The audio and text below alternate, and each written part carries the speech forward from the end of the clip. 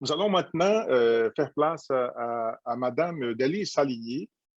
Delis Saligny, le docteur en sciences de l'éducation, domaine de l'éducation des adultes et maître d'enseignement à l'Institut universitaire fédéral de la formation professionnelle, UFFP, ainsi que membre associé de l'unité de recherche CRAFT, conception, recherche, action, formation, travail de l'Université de Genève.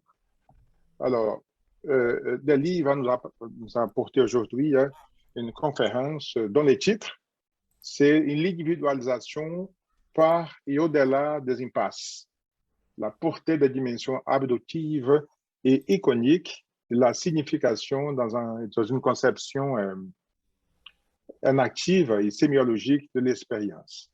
Madame Saligny, je vous invite à prendre la parole. Merci beaucoup. Bonsoir à tous et à tous. Merci Francisco et tout le monde qui est là pour essayer de saisir ce que je vais essayer de présenter. Alors, j'essaie de présenter aussi des notions qui j'ai un peu la honte, que je vais les présenter un peu rapidement, mais j'espère qu'après on aura petit peu de temps pour préciser éventuellement certains éléments.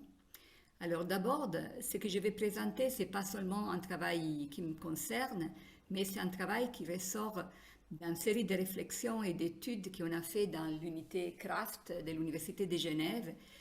Et du moment où on a commencé à se préoccuper d'une part de ce qui concerne les pratiques d'anticipation, c'est-à-dire anticiper l'avenir, et quelles conséquences ils ont ces dimensions de l'anticipation par rapport au vécu expérientiel des gens. Ces réflexions ont été approfondies grâce aussi à une étude qui a été faite dans un dispositif de formation en médiation artistique, notamment théâtrale, et donc avec Marc Durande, Germaine Poisat et Simon Flanden, notamment, on a réfléchi à ce qui est ressorti de cette étude par rapport globalement à comment on peut accompagner des gens qui sont dans une situation d'impasse à évoluer et dépasser, si possible, ces situations. Alors, ce que je vais faire, c'est juste un rapide excursus sur les liens entre inaction et mode de signification. Et après, je rentre un peu plus sur les conceptions du processus interprétatif selon la sémiotique de Peirce, qui est ma manière de reprendre toute une série de réflexions sur lesquelles je m'inscris par rapport au programme de cours d'action. Et puis, je vais essayer de vous présenter des modestes, je dirais, propositions, suggestions pour accompagner des gens qui sont dans un vécu d'impasse pour différentes motivations. Alors d'abord, est-ce que la question de la signification, ça concerne l'approche inactive? Oui, c'est quelque chose qui est déjà dans les racines, si on peut dire comme ça, de l'approche inactive. C'est déjà Varela, dans les années 80, qui parle de l'importance si vous voulez, de passer de la notion de représentation à la notion de signification.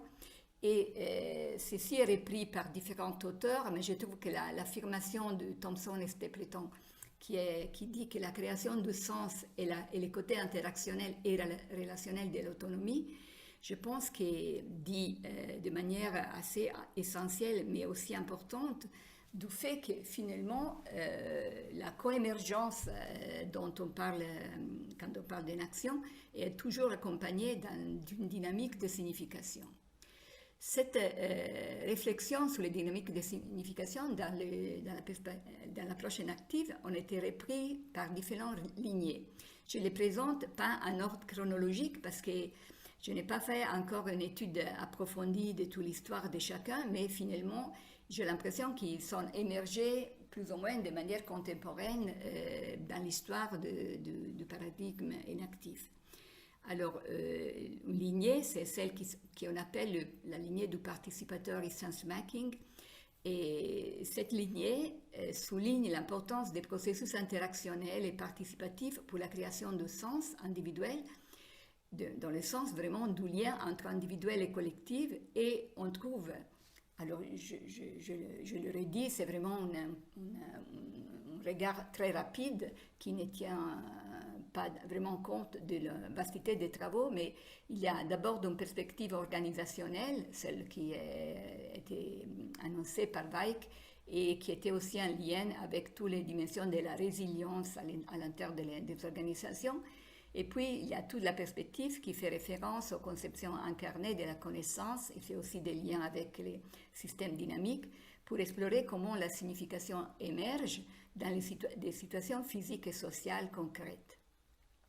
Cette lignée, à cette lignée, il y a la lignée de la biosémiotique, cette lignée qui s'appuie à la fois sur des travaux de Peirce, le sémioticien Peirce, et notamment sur les notions de icônes, indices et symboles, ainsi qu'aux travaux de von Uxel, et j'espère de bien le prononcer parce que je ne suis pas sûre. Et ces travaux-là soulignent que les processus de signification ne concernent pas seulement les humains et les phénomènes culturels, mais ont lieu également dans toute manifestation de la vie. C'est-à-dire que même au niveau intracellulaire, on peut parler d'une dynamique, si vous voulez, de sens, de signification. Mais je dirais que les travaux de Jesus, ils reprennent un peu toute l'histoire de ce type d'approche. La troisième lignée que je vous présente, qui en fait c'est la lignée où je m'inscris, c'est celle de l'analyse sémiologique de l'activité, qui se situe dans le cadre du programme de cours d'action et qui propose une modalité de comprendre et analyser l'expérience humaine en faisant référence à la perspective sémiotique de Peirce et développant sa conception relationnelle des trois registres d'expérience. Donc ça, c'est vraiment une synthèse des synthèses. Et ce que je me suis dit quand j'ai commencé à regarder ces études, je me suis dit que finalement, il fallait une fois de faire une étude transversale pour mieux comprendre les lignées d'articulation et de conjonction entre les trois perspectives finalement, qui sont les principales. Hein. Puis, je reprends par rapport à la conception du rapport entre les programmes cours d'action et une action, expérience et activité signe. Donc, ce sont les travaux de Toro et de tous les collègues qui ont travaillé après sur ces notions. Alors, le programme cours d'action, il s'appuie notamment sur les postulats de l'inaction, mais également, il propose une conception spécifique de la relation entre inaction et l'expérience. Et il donne, si vous voulez, deux regards sur la notion d'expérience. D'une part, l'expérience à l'issue des travaux de Sartre qui sont repris et développés, elle est nommée comme expérience, c'est nommé comme la conscience pré-réflexive, c'est-à-dire l'expérience vécue une modalité particulière de présence à soi qui correspond à un point de vue à la première personne sur son expérience même, et c'est aussi une modalité de présence à soi-même qui peut être investiguée, ce qu'on fait normalement dans les études qui se situent dans les programmes de cours d'action avec des moyens, des modalités pour permettre son expression. L'autre regard sur l'expérience, c'est celui qui considère l'activité comme processus continu de construction de signification ou sémiosis, selon les trois registres d'expérience que je vais présenter dans la prochaine slide. Finalement, Toro propose la notion d'activité signe, c'est-à-dire que toute activité est à la fois cognitive, pensée signe de Peirce, de l'inaction et signifiant, inscrite en tout cas dans une dynamique de signification. Et pour reprendre la notion de conscience pré-réflexive, alors notre vécu inclut à chaque instant l'ensemble de la dynamique de signification. Voilà.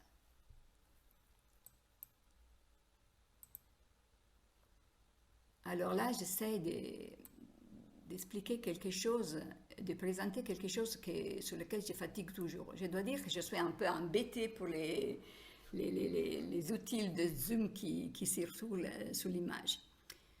Alors, pour Peirce, notre dynamique de signification s'articule à partir des 3 registres de l'expérience qui sont la primauté, la secondarité, la tertiarité, qui ont été renommés et réélaborés par Thoreau comme possibles, actuels et virtuels.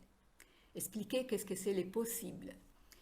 Les possibles, c'est à la fois ce qui est en jachère de notre expérience, ce qui peut avoir le potentiel de s'activer, c'est aussi ce qui nous rendent familiers au monde, mais c'est également la dimension du possible, c'est également la dimension des possibilités, des significations qui peuvent s'ouvrir au pas.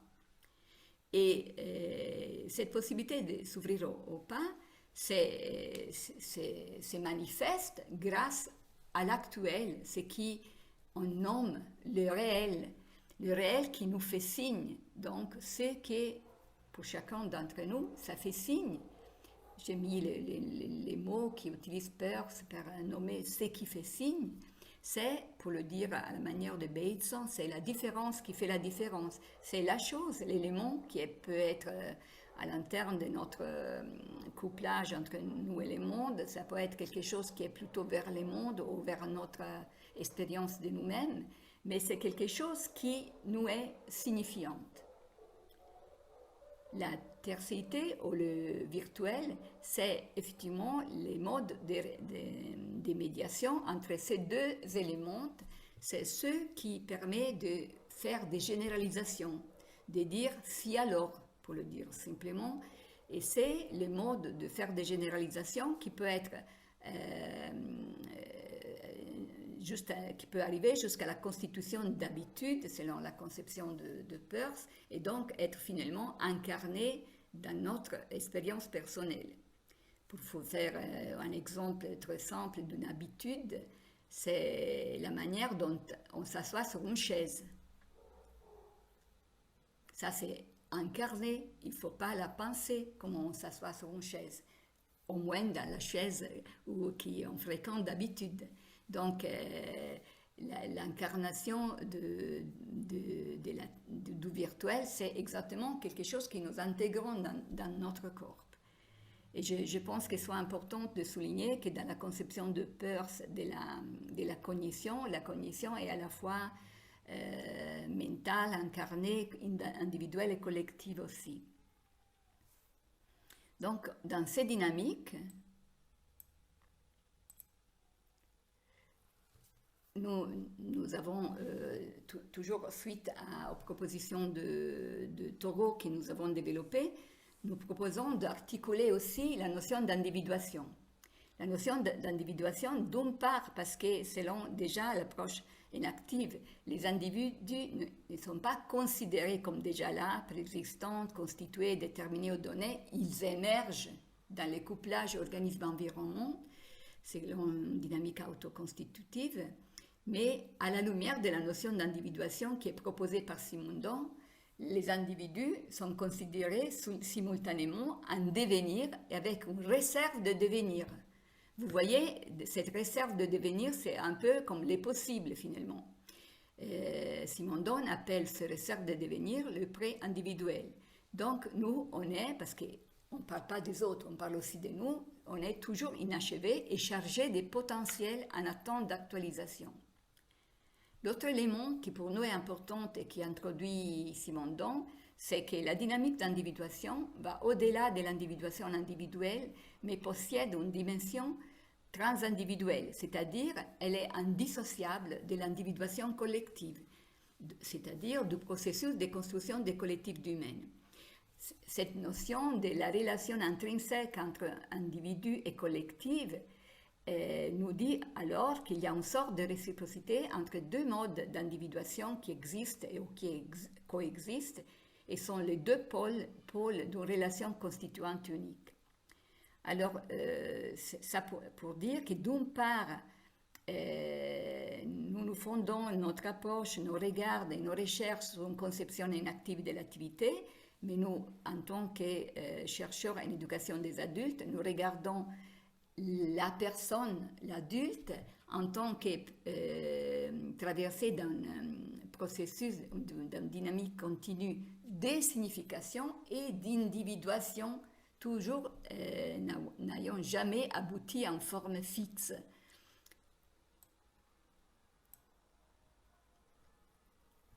Maintenant, je reprends le parcours, la dynamique de signification pour vous parler du rapport entre parcours interprétatif et inattendu. Alors, ce qui nous a enseigné Peirce, c'est que l'inattendu, ce qui nous surprend, ne dérive pas de la diversité, de l'irrégularité naturelle du monde, mais d'une rupture de l'attente d'une régularité, c'est-à-dire une rupture d'anticipation. Lorsqu'il se présente un événement dont il était attendu qu'il ne se produise pas. Ça fait surprise, et cette surprise, ça peut être d'une microseconde ou d'une durée inestimable. Et cette surprise nous demande de sortir de nos régularités, de notre manière de comprendre le monde, pour essayer de trouver un autre type de régularité ou de rationalisation. Ce qui est important aussi, que c'est par les doutes et l'incertitude engendrée par l'inattendu, qui est cette position très inconfortable, c'est-à-dire personne aime être dans les doutes, l'incertitude, dans les vagues, mais c'est la position inconfortable nécessaire pour puisse s'activer un mouvement de recherche qui passe par plusieurs étapes, alors du sentiment de vague au questionnement, aux hypothèses, aux assertions, aux arguments, jusqu'à la fixation d'une croyance ou habitude. Et dans ces parcours de construction de questions, hypothèses, assertions, etc., celle que Peirce appelle l'inférence abductive est essentielle. Alors vous connaissez, tout le monde connaît la déduction et l'induction. Peirce souligne qu'à côté de ces deux manières de raisonner, de faire des inférences pour raisonner sur le monde, il y a l'inférence abductive qui fait émerger une hypothèse provisoire, c'est-à-dire une mise en lien entre des éléments hypothétiques qui pourraient être mis en lien, et il propose une lecture nouvelle qui finalement c'est une lecture hasardeuse, mais c'est une manière de sortir d'une logique, si vous voulez, bottom-up ou top-down, qui ne permet pas d'aller au-delà de ce qui nous a surpris ou déstabilisés.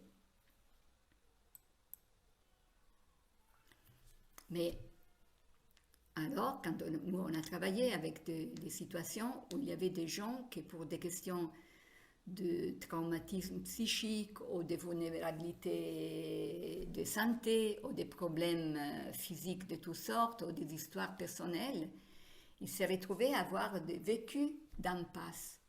Ces vécus d'impasse nous avons finalement essayé de les comprendre, et notre manière de les comprendre est que si les éléments d'inattendu n'arrivent pas à être intégrés dans les parcours interprétatifs qui finalement reprend les doutes, les renvoie aux questions et aux hypothèses, et puis les relance vers une autre manière de généraliser, alors il y a la manifestation d'un questionnement sans réponse, des vécus de souffrance, et ce qui est aussi impressionnant, c'est l'insistante répétition ou présentification, je dirais pétrification, d'une situation vécue qui semble impossible à dépasser parce qu'elle se représente continuellement. Donc, on n'arrive pas à avoir un regard vers l'avenir parce que la situation du passé, ça revient toujours à la présence. Je pense que vous avez tous les vécus d'avoir vécu une situation difficile et avoir cette expérience de ne pas pouvoir sortir, de la raconter continuellement ou de la ressentir dans soi-même continuellement. Alors, cette impasse, ça représente une recherche sans issue qui reste en suspens, tournant ronde sur les mêmes questions. Et on se répète avec cet accompagnement d'un sentiment d'incertitude ou de souffrance ou même d'angoisse, et donc le manque d'ouverture vers un avenir, un devenir. L'autre chose qui donne aussi de la souffrance est que cette expérience apparaît muette et inexprimable, par l'impossibilité de donner une signification à soi-même et aux autres. On n'arrive pas à se faire comprendre et on a l'impression que les autres ne peuvent pas nous comprendre. Donc, pour revenir à la conception de Simondon, c'est comme si la dynamique d'individuation, elle aussi, elle a un repli, si vous voulez, sur soi-même. Elle n'arrive pas à se mettre en lien avec la dimension du transindividuel. Ce qui est bien décrit dans des pages de Simondon qui décrit la situation de l'angoisse, finalement. Alors là, je vous propose de réfléchir à nouveau sur une autre partie de la sémiotique de Peirce, que ce sont les modes de signification de type iconique. Les modes de signification de type iconique, pour Peirce, sont les modes qui permettent de construire des nouveautés avec ce qu'on sait déjà. Les relations de signification de type iconique consistent en la possibilité d'imaginer ou saisir un objet sous la base d'une forme de similarité qui est toujours établie selon la perspective de l'interprète. Alors, Peirce nous parle de 3 types d'icônes. Alors, pour les spécialistes de Peirce, en fait, il dit hypoïcônes, mais on ne rentre pas dans ce détail parce que c'est trop compliqué. Les images, les diagrammes et les métaphores. Les images. Les images, c'est l'identité sans différenciation, l'image de nous-mêmes. Nous-mêmes, c'est une image que nous avons de nous-mêmes, l'image des autres. Ce n'est pas quelque chose qu'on réfléchit, on pense à nous-mêmes, on pense aux autres sans réflexion. C'est une icône, si vous voulez, du registre de l'immédiat. L'autre type d'icône, ce sont les diagrammes. Les diagrammes, c'est toutes les manières où on essaie de représenter les liens organisationnels de quelque chose qui est au monde. C'est-à-dire, toutes les fois que nous faisons des schémas, des plans, quand nous écrivons, quand nous faisons de la danse, quand nous construisons quelque chose qui est articulé, quand nous faisons du Lego, alors là, on est en train de faire des diagrammes, c'est-à-dire une manière de présenter les mondes avec des similarités de structures. Et puis, il y a les métaphores. Alors, vous savez, il y a des mondes, des livres, je dirais des collections sur la notion des métaphores. Et pour Peirce, au-delà de tout ce monde que je partage aussi, et je pense aussi par exemple aux travaux de Lakoff et Johnson sur la métaphore, sur l'inscription des métaphores dans notre corps et dans notre pensée, les métaphores sont la constitution d'une similarité inattendue, mais qui garde une dimension aussi des vagues, comme les diagrammes et comme les images. Les métaphores, c'est de dire, par exemple, cette soirée, c'est une soirée calme comme un lac. La métaphore de calme comme un lac, c'est bien différent de la métaphore d'un orage, par exemple. Et la métaphore, elle contient en soi une narration et donc l'avenir. Il y a des auteurs comme Fizet qui disent que les métaphores sont des rationalités imaginatrices, dans le sens qu'ils sont mis en lien, ils font une médiation, mais également il y a comment on peut dire, une caractéristique, une qualité qui est quelque chose qui explique, mais pas complètement. Donc si nous disons que cette soirée c'est comme un lac calme, d'une soirée estivale, nous disons quelque chose que tout le monde a l'impression de comprendre d'une part, qui donne la parole à quelqu'un qui veut donner une image de quelque chose qui est en train de vivre, mais en même temps, c'est une image assez vague pour avoir différentes pistes de compréhension. Alors, pourquoi je vous raconte des modes de signification de type iconique? Parce que nous, on a compris que ça, c'est effectivement une manière d'aller au-delà des impasses, faire recours à ce type de signification.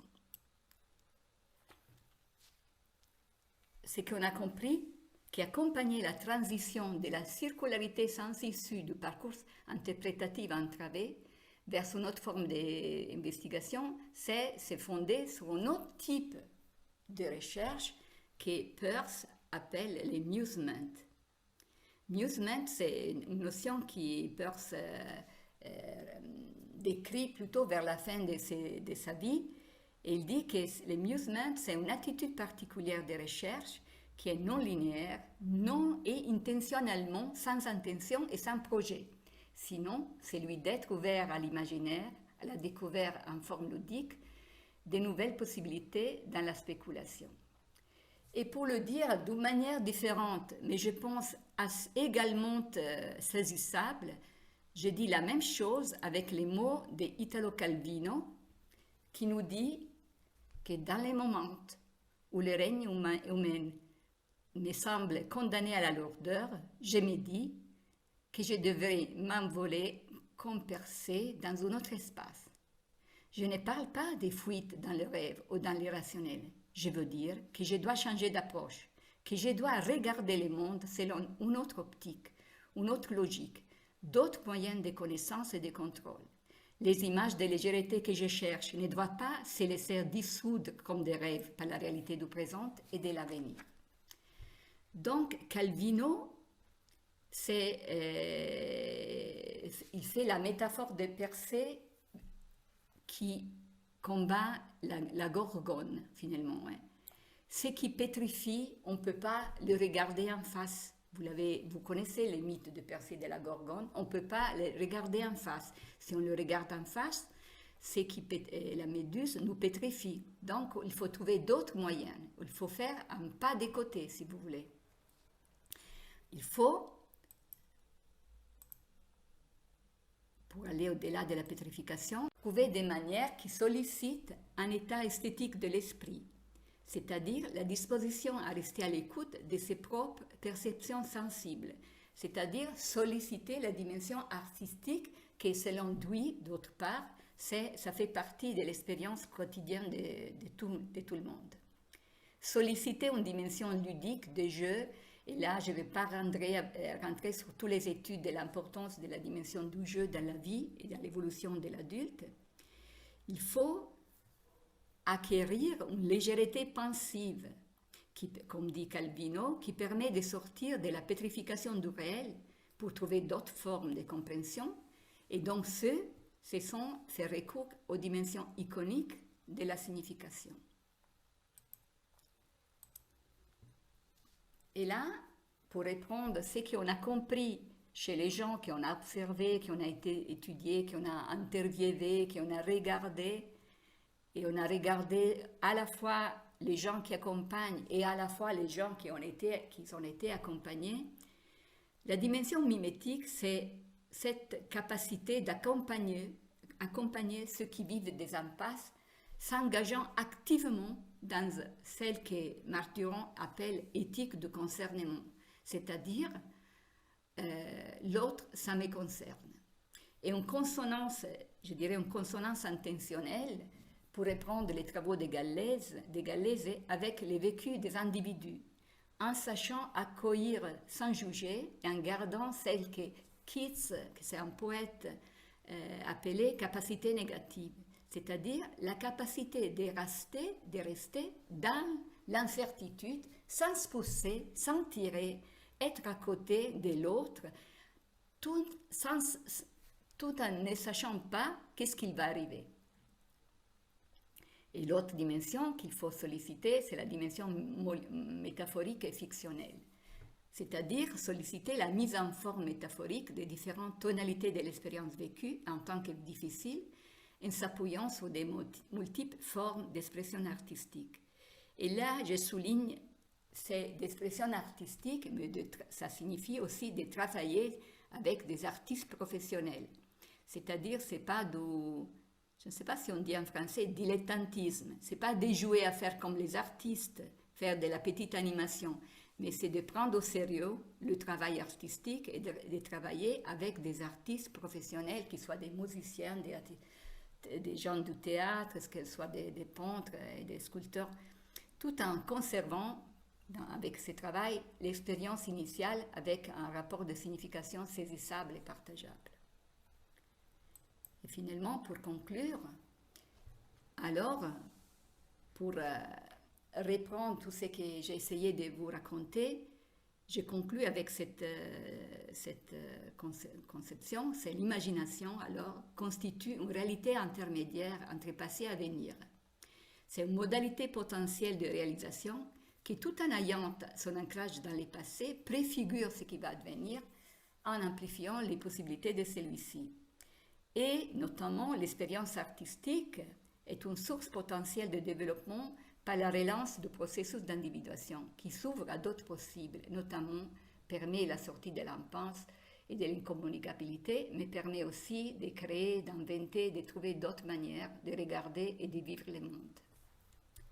Et voilà, je vous remercie et je souligne que les dessins que j'ai mis dans mon PowerPoint sont d'Éric Puybarret, qui est un illustrateur pour l'enfance, que je trouve très, très sympa. Et après, vous trouverez aussi toutes les références pour les gens qui veulent avoir les références.